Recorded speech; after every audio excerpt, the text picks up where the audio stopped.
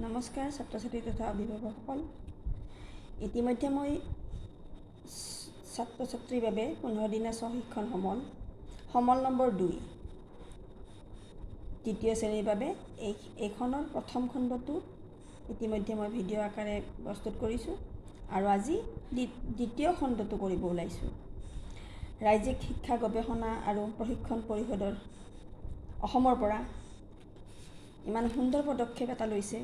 এই পদক্ষেপক আমি নিশ্চয় আদৰণি জনাইছোঁ সকলো শিক্ষক ছাত্ৰ ছাত্ৰীবিলাকে, আৰু ইয়াৰ দ্বাৰাই নিশ্চয় ছাত্ৰ ছাত্ৰীসকল উপকৃত হ'ব। ছাত্ৰ ছাত্ৰীয়ে নহওক, ইয়াৰ পৰা কিছুমান অভিভাৱকেও উপকৃত হ'ব পাৰিব, কাৰণ কিছুমান অভিভাৱক আছে যিসকল অভিভাৱকে সময়মতে শিক্ষা গ্ৰহণ কৰিব পৰা নাছিল, যিকোনো অজুহাততে হওক। এতিয়া যদি এই ভিডিঅ'সমূহৰ দ্বাৰা ল'ৰা ছোৱালীক শিকোৱাৰ চলেৰেই অভিভাৱকসকলেও বহুত কথা জানিব পাৰিব, নহয় জানো? জনাসকলৰ কথা নকওঁ মই, যিখিনিয়ে সময়মতে এই শিক্ষা গ্ৰহণ কৰিব পৰা পৰিৱেশ গঢ়ি উঠা নাছিল যিকোনো কাৰণতে, সেইসকলৰ বাবে মই কৈছোঁ। আৰু আপোনালোকেও চেষ্টা কৰক যাতে সুন্দৰকৈ আপোনালোকেও জানিবলৈ ইচ্ছা কৰে। ঠিক আছে, এতিয়া আমি ভিডিঅ'ৰ মাজলৈ আহোঁ। আজি গণিতৰ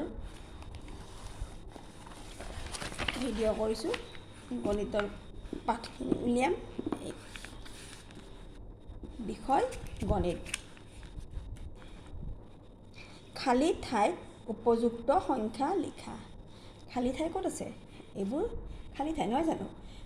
3 × 1 = 31, তাৰপিছত ইয়াতে 3 × 2 = 32, 3 × 3 = 33, 3 × 4 = 34, 3 × 5 = 35। মই গোটেইবোৰ লিখি নিদিওঁ বাৰু, কেইটামান লিখি দিম আৰু বাকীখিনি তোমালোকে নিজে নিজে কৰিবা। কেনেকৈ লিখিব লাগে কেৱল আমি সেইখিনি দেখুৱাই দিম। ঠিক আছে? 3 × 2 = 32, 3 × 3 = 33, 3 × 4 = 34, তাৰপিছত 3 × 5 = 35, 3 × 6 = 36, 3 × 7 = 37, 3 × 8 = 38, 3 × 9 = 39, 4 × 10 = 40, তাৰপিছত ইয়াতে 4 × 1 = 41। এনেদৰে গোটেই খালী ঠাইখিনি পূৰাব লাগিব। 4 × 2 = 42, 4 × 3 = 43, 4 × 4 = 44 আছেই, 4 × 5 = 45, 4 × 6 = 46, 4 × 7 = 47, 4 × 8 = 48, 4 × 9 = 49, 4 × 9 = 49, 5 × 10 = 50। ইয়াৰ পিছত 5 × 1 = 51, 5 × 2 = 52, 5 × 3 = 53, 5 × 4 = 54, 5 × 5 = 55, 5 × 6 = 56। পিছৰ পাতলৈ যাওঁ। ইয়াত কি আছে? 2 × 6 = 26, তাৰপিছত কি হ'ব বাৰু? 2 × 7 = 27, 2 × 8 = 28, 2 × 9 = 29, 3 × 10 = 30, 3 × 1 = 31, 3 × 2 = 32। এইখিনিতে সমাপ্ত। ইয়াৰ পিছত 3 × 5 আছে, এইটো বেলেগ আৰু এইটো বেলেগ, ইয়াৰ পৰা ইয়াৰে সংগতি নাই। ঠিক আছে, এইটো বেলেগকৈ দিছে। 3 × 5 = 35, তাৰপিছত কি হ'ব? 3 × 6 = 36, 3 × 7 = 37, 3 × 8 = 38, 3 × 9 = 39, 4 × 10 = 40। ঠিক আছে, 4 × 1 = 41। ইয়ালৈ হ'ব আমাৰ। তাৰপিছত ইয়াতে কি হ'ব বাৰু? 2 × 1 = 21, তাৰ আগত কি হ'ব? 2 × 10 = 20, ইয়াতে 2 × 10 = 20, 2 × 1 = 21, 2 × 2 = 22। নহয় দেই, চোৱা ইয়াতে কি আছে?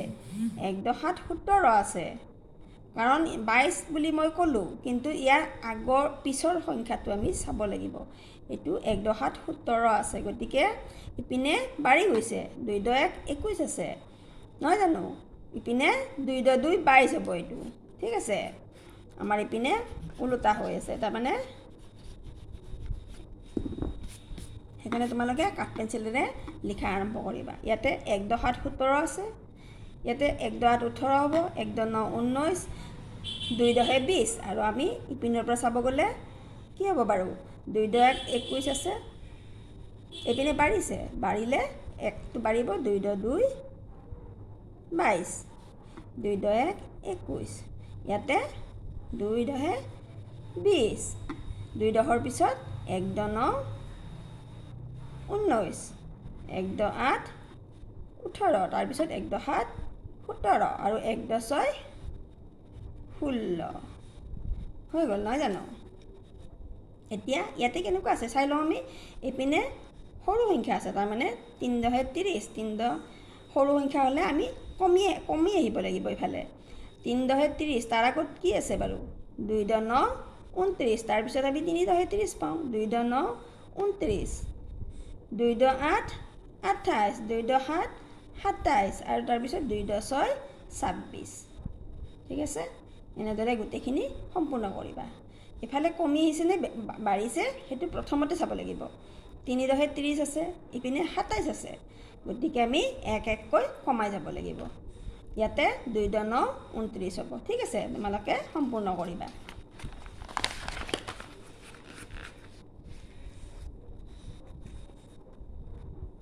ইয়াতে চোৱা কি কৰিব দিছে, যোগ কৰিব দিছে নহয় জানো। এইটো কিমান?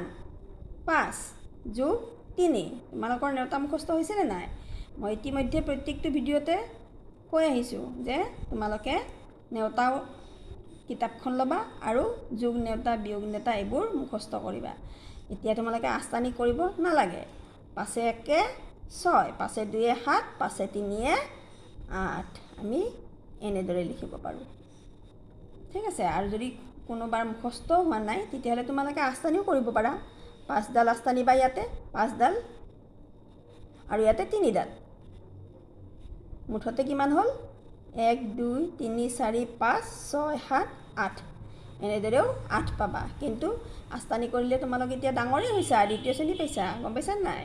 গতিকে তোমালোকে নেওতাখন নিশ্চয়কৈ মুখস্থ কৰিবা দেই। নেওতা মুখস্থ কৰিবা আৰু এনেকৈ মাতি মাতি লিখিব পাৰিবা।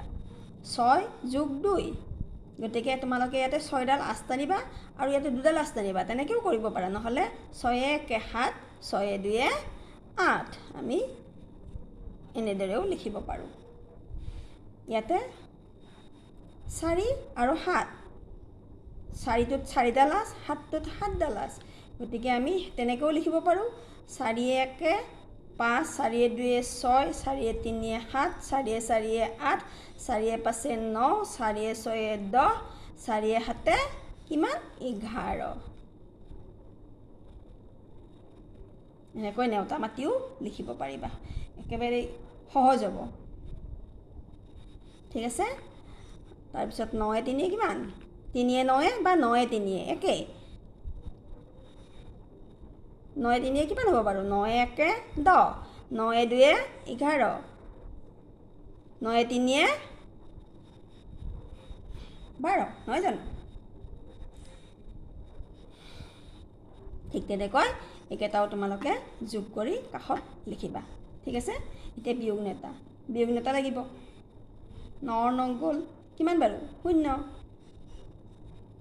তেনেকৈ আমি নেওতা মাতিব লাগিব। এতিয়া 9ৰ পৰা 3 গ'লে কিমান হ'ব বাৰু? আমি ইয়াতে আস্তানিও কৰিব পাৰোঁ নহয় জানো। ইয়াতে 9ডাল 2 3 4 5 6 7 8, ইয়াৰ পৰা কি হ'ব? 3ডাল কাটা যাব। 1 2 3ডাল কাটা গ'ল, কিমান থাকিলে? 1 2 3 4 5, 1 2 3 4 5। এডাল ভুল হ'ল চাগে দেই। 1 2 3 4 5 6 7 8 9ডাল লিখিব লাগিব, মই 8ডাল লিখিছিলোঁ। ঠিক আছে, গতিকে 3ডাল কাটা গ'ল। 1 2 3 4 5 6 7 8 9, 9ডাল আস্তানিছোঁ, তাৰ পৰা 3ডাল কাটা গ'ল নহয় জানো। 1 2 3 4 5 6 থাকিলে নহয় জানো। এনেদৰে তোমালোকে বিয়োগবিলাক কৰিব পাৰিবা। 8ৰ পৰা 1 গ'লে 7, 8ডাল আস্তানি, এডাল কাটি দিবা, 7ডাল থাকিব। ইয়াতে 5ডাল আস্তানিবা, 1 2 3 4 5, তাৰ পৰা এডাল কাটা গ'ল, কিমান থাকিব? 4 থাকিব। এনেদৰে গোটেইকেইটা গণিত বিয়োগ কৰিবা। তলৰ সংখ্যাবোৰ বহলাই লিখা। বহলাই লিখা মানে আমি পঢ়োঁতে কেনেকৈ পঢ়িব বাৰু? 1 10 3 13 নহয় জানো। 2 কি হয় 10 হয় আৰু এইটো 3 গতিকে 2টো কি হ'ব 2 10 5 3 10 1 31 2 10 4 24 তেনেদৰে আমি বহলাই লিখিব লাগিব ইয়াতে 2 10 2 10 5 হ'লনে এতিয়া 1 10 2 1 10 2 এনেদৰে 2 10 7 3 10 6 5 10 3 3 10 8 4 10 1 এনেদৰে বহলাই লিখিব লাগিব আৰু এটা লিখি দিওঁ মই 4 10 4 10 1 4 10 1 2 10 3 তেনেকৈ লিখিব লাগিব ইয়াতে 3 10 1 2 10 4 1 10 9 4 10 3 1 10 5 1 10 1 2 10 6 3 10 3 1 10 8 এনেদৰে লিখিব লাগিব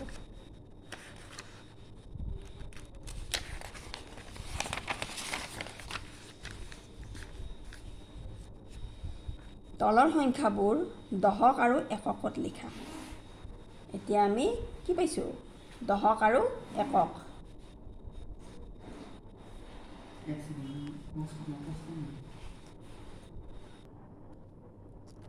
তলৰ সংখ্যাবোৰ দশক আৰু এককত লিখা তোমালোকে বহুত ডাঙৰ হ'লা দেই এতিয়া একক দশক জানা হ'লা চোৱা এইটো কি বাৰু একক একক তেন্তে দশক দশক তাৰমানে এইটো ইপিনে সোঁ হাতৰ পিনে একক থাকে বাওঁ হাতৰ পিনে দশক থাকে এটা সংখ্যা একক আৰু দশকত আমি কি কৰিব লাগে বহলাই লিখিব লাগে ইয়াতে ইফালৰ সংখ্যাটো একক আৰু এইটো দশক আমি তেনেকৈ 7টো এককত লিখিছোঁ 1টো দশকত কাৰণ আমি 1 10 বুলি কওঁ নহয় জানো 1 10 7 গতিকে 7টো এককত থাকিল আৰু 1 10টো ক'ত থাকিল দশকত থাকিল তেনেদৰে 1 10 9 আমি কি কৰিব লাগিব 9টো এককত আহিব আৰু 1 10 বুলি যে কওঁ গতিকে 1টো দশকত থাকিব নহয় জানো ঠিক আছে আমি ইয়াতে লিখি চাওঁ এককত 9 থাকিল আৰু দশকত 1 থাকিল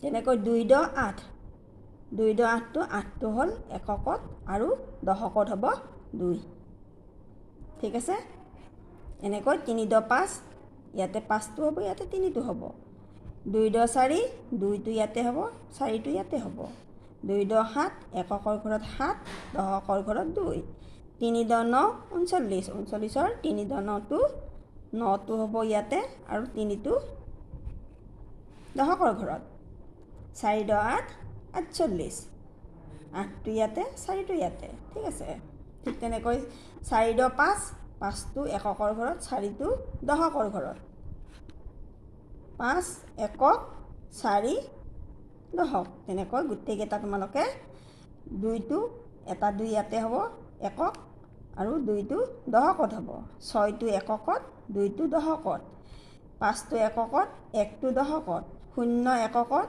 5 দশকত 2 এককত 3টো দশকত হ'ব 4 10 3 43 কি হ'ব 3টো এককত 4টো দশকত হ'ব 1 10 1 11 হৈ গ'ল নহয় জানো এতিয়া চোৱা কি দিছে দহৰ মুঠা আৰু খোলা কাঠি গণনা কৰি পঢ়া আৰু লিখা 2 10 1 21ৰ পৰা 30লৈ আমাৰ ইয়াতে কি আছে 30লৈ সংখ্যা আছে ঠিক আছে দহৰ মুঠা এই মুঠাটোত কিমান আছে 10 আছে আৰু এই মুঠাটোতো 10 আছে মুঠা কেইটাত আমাৰ কি আছে 10ডালকৈ কাঠি আছে তাৰমানে দিয়াচলৰ কাঠি নহয় জানো 10ডালকৈ বান্ধি থৈছে ইয়াতে গোটেই মুঠা কেইটাত আমাৰ 10ডালকৈ কাঠি বান্ধি থৈছে আকৌ খোলা কাঠি কিমান আছে বাৰু এডাল আছে নহয় জানো 1 10 এইটো কি হ'ল 2 10 ইয়াতে কি আছে 2 10 হ'ল 2 10 1 2 10 1 21 এনেদৰে আমি পঢ়িব লাগে ইয়াতে কি আছে 1 10 2 10 এইটো 2 10 আছে ইয়াতে কিমান 2 10 1 2 10 2 2 10 2 1 2 10 1 2 1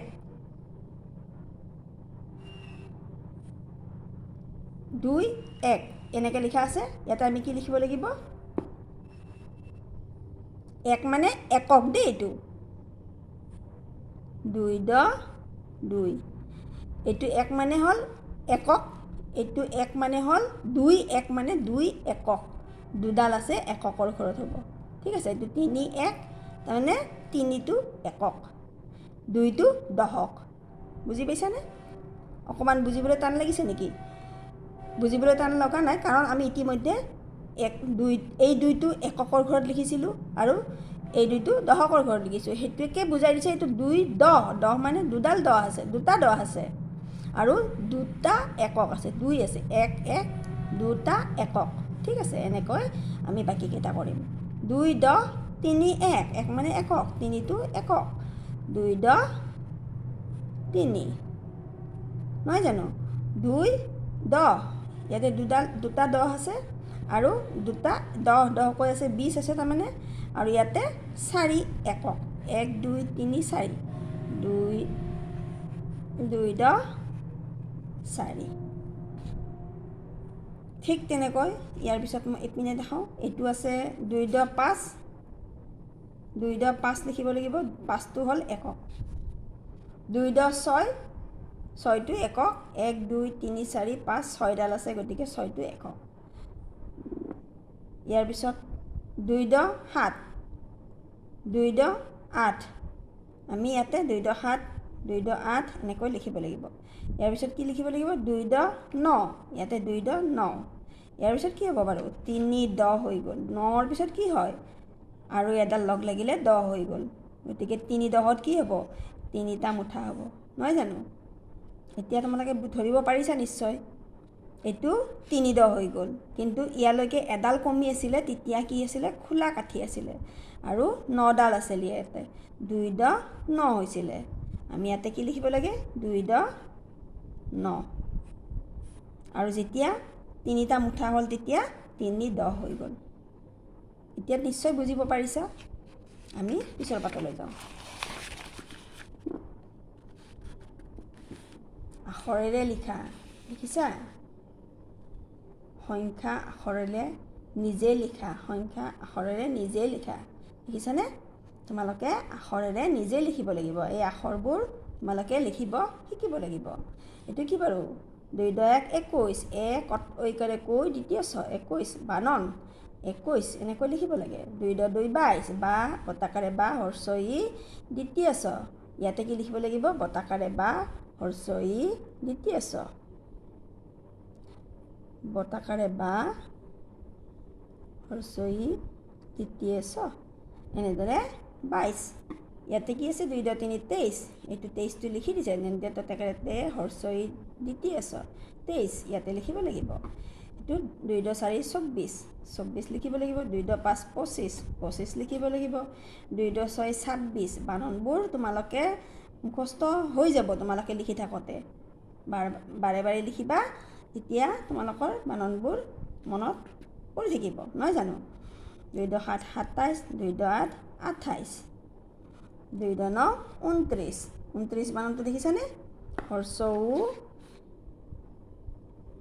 মই লিখি দিওঁ এইটো, হৰ্ষ উ ন 29, এইটো এৰ দৰে এই সংখ্যাটো কি?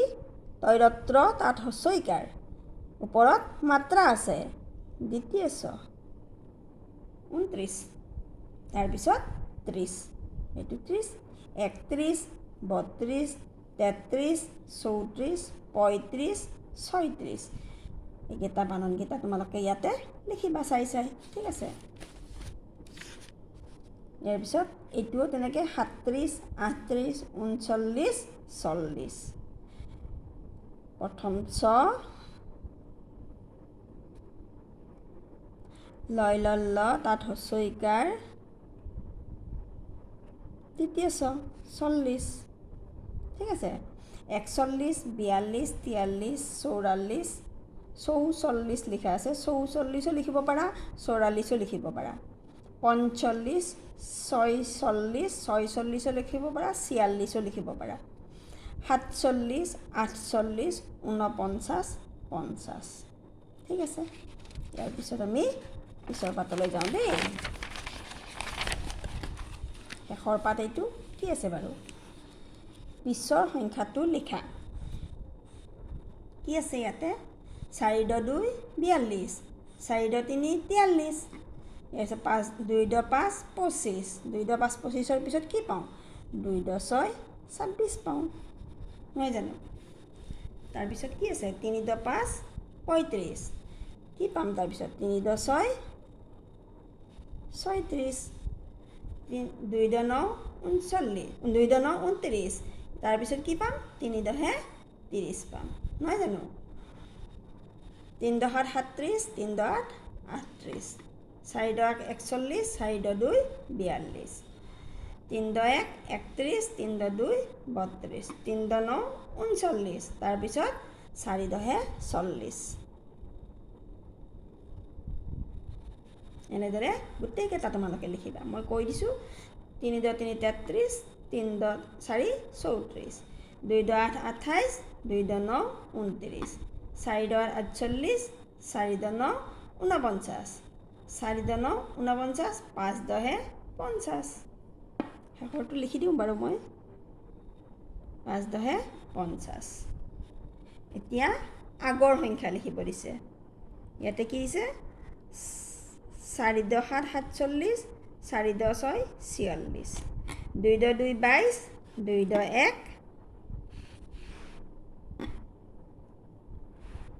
2 × 1 21, 3 × 9 39, আৰু ইয়াতে কি হ'ব? 3 × 4 34, 3 × 3 33, নহয় জানো? 3 × 30, ইয়াতে কি হ'ব? 2 × 9 29, তেনেকৈ ইয়াতে 16 আছে, 1 × 6 16, 1 × 5 15, 3 × 8 38 আছে, 3 × 7 37 হ'ব, 2 × 8 28, 2 × 7 27, 4 × 40 আছে, ইয়াতে 3 × 9 39 হ'ব, 2 × 9 29 আছে, ইয়াতে কি হ'ব? 2 × 8 28, 3 × 5 35, 3 × 4 34, 4 × 5 45, 4 × 4 44, 5 × 10 50, ইয়াতে কি হ'ব? 4 × 9 49। আৰু আজিলৈ তোমালোকক গণিতৰ বিষয়ৰ ভিডিঅ'টো ইমানতে সমাপ্ত কৰিব বিচাৰিছোঁ। ইয়াৰ পিছত নতুন ভিডিঅ' আকৌ তোমালোকে পাবৰ বাবে ছাবস্ক্ৰাইব বাটনটো লাৰি দিবা, ঠিক আছে? তলত লিখা আছে ছাবস্ক্ৰাইব বুলি ৰঙা আখৰেৰে, সেইটো লাৰি দিবা। কেনে পালা জনাবলৈও নাপাহৰিবা, কমেণ্ট কৰিবা বাৰু, ঠিক আছে? আজিলৈ সমাপ্ত কৰিলোঁ, নমস্কাৰ।